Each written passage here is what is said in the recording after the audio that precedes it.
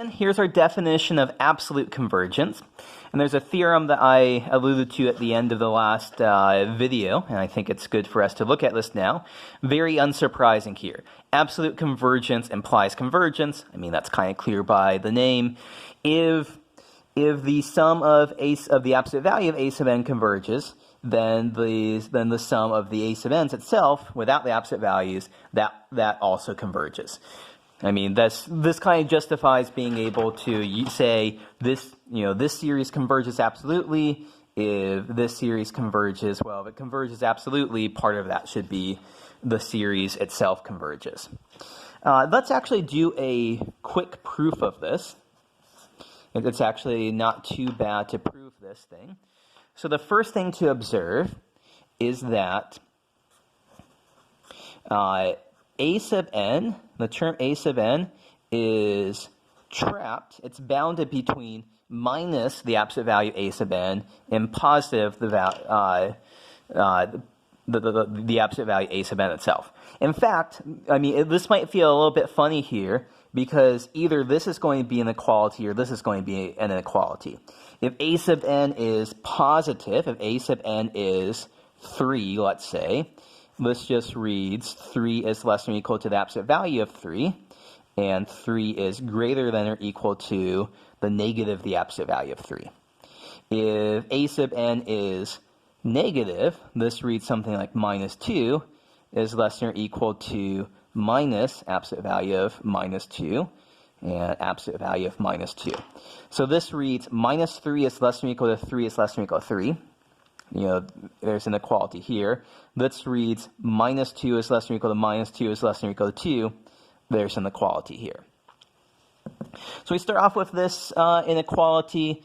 Let's add absolute value of a sub n to all parts of the inequality. So we add absolute value of a sub n here, here, and here, and we get 0 is less than or equal to a sub n plus the absolute value of a sub n is less than or equal to 2 times the absolute value of a sub n.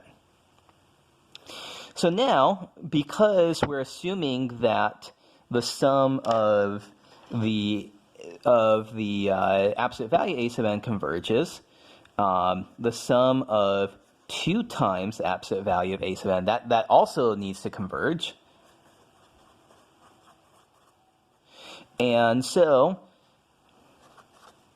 the sum of a sub n plus absolute value of a sub n, this converges by the direct comparison test. So each of the terms of this series is less than or equal to the terms of this series. This series has positive terms, and this series converges, so this series must also converge from last section. And so then, our original series, the sum of the a sub n is equal to the sum of a sub n plus absolute value of a sub n minus sum of the absolute value of a sub n. And so this converges, and this converges. This converges by assumption. This converges by, we just showed it. So the difference of two convergent series, that is also convergent itself. So when we say a series absolutely converges, that means it converges in the sense that we've been talking about before. So a very, very quick example illustrating this is show that the sum from n from 1 to infinity of minus 1 to the n minus 1 over n squared, show that this converges. Well, what we did here is in the previous video, we said that we show that this converges absolutely, and so there's nothing for us to do here. This converges because it converges absolutely. And we show that it converges absolutely because we took the absolute value of the individual terms of the series, looked at this new series, saw that this new series converged, and so that's how we do this. So this series, it converges absolutely, which implies that it converges.